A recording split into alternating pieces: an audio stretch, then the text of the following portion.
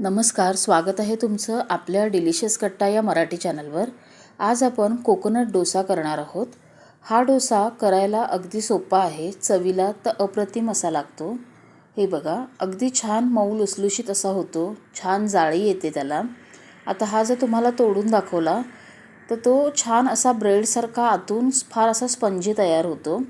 तर असा डोसा तुम्हीही नक्की ट्राय करा। माझ्या रेसिपीज बघायला तुम्हाला जर आवडत असतील तर माझ्या व्हिडिओला एक लाईक नक्की करा। तर चला हा डोसा कसा करायचा आहे ते आता आपण बघूया।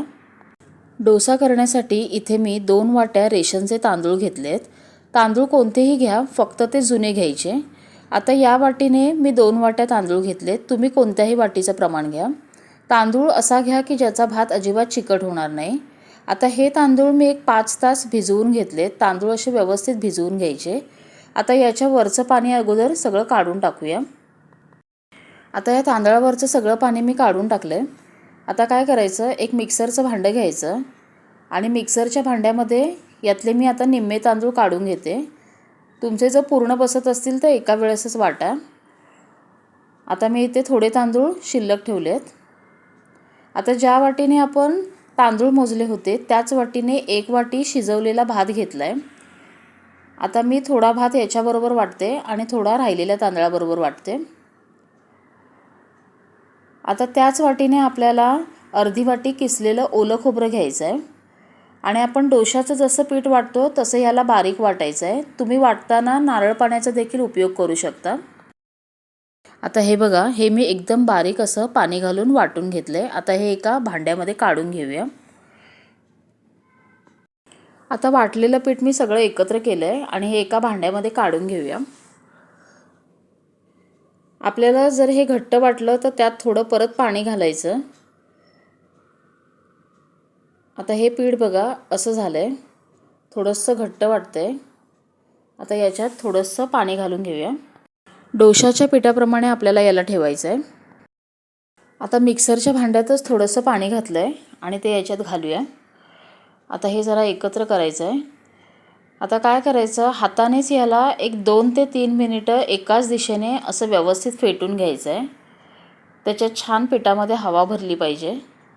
आता हे 2-3 मिनिटं असं व्यवस्थित फेटून घेते। आता हे मी 2 ते 3 मिनिटं व्यवस्थित फेटून घेतलंय। हे बघा, हे पीठ असं पाहिजे, खूप पण घट्ट नाही आणि खूप पण पातळ नाही। आपण डोशाला जसं पीठ करतो तसंच करायचं आहे। आता हे पीठ मी झाकून रात्रभर ठेवून देणार आहे उबदार ठिकाणी। तुम्ही जर दिवसा करत असाल तर एक 10 ते 12 तास याला झाकून ठेवायचं आहे। आता हे पीठ मी रात्रभर असंच झाकून ठेवलं होतं। हे बघा, पीठ छान फर्मेंट झालंय। हे बघा, खूप छान जाळी आली आहे त्याला आतमध्ये। आता काय करायचं, आपण काल याच्यात मीठ घातलं नव्हतं तर आता ह्याच्यात मीठ घालून घ्यायचं आहे। मीठ तुमच्या अंदाजाने घाला आणि आता हे व्यवस्थित मीठ पिठामध्ये मिक्स करून घ्यायचं। तुम्हाला जर पीठ घट्ट वाटलं तर थोडंसं पाणी घातलं तरी चालेल।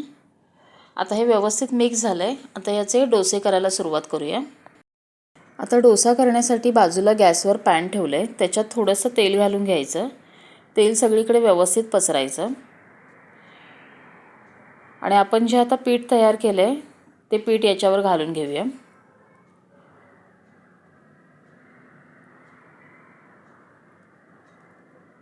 आता हे थोडंसं शिजू देऊया।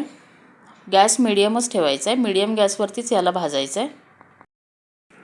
आता हे बघा, डोशाला खूप छान अशी जाळी आली आहे। गॅस मीडियमच आहे, मीडियम गॅसवरतीच याला भाजायचं आहे आपल्याला। आता वरची बाजू कोरडी झाली की याच्यावरती आपल्याला थोडंसं तेल घालून घ्यायचं आहे। तेल किंवा तूप, बटर तुम्हाला जे आवडत असेल ते तुम्ही घाला। लोणी लावला तरी चालेल। आता मी याच्यावरती तेल घालून घेतलंय। आता याला परतून घेऊया।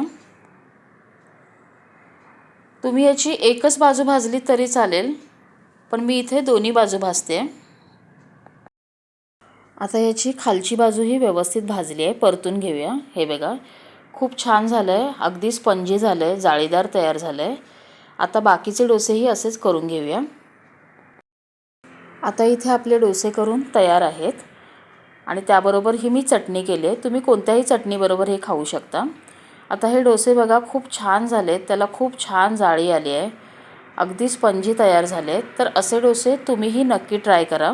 माझी रेसिपी जर तुम्हाला आवडली असेल तर लाईक करा, कमेंट करा आणि जर माझ्या चॅनलला सबस्क्राईब केला नसाल तर माझ्या चॅनलला सबस्क्राईब करा.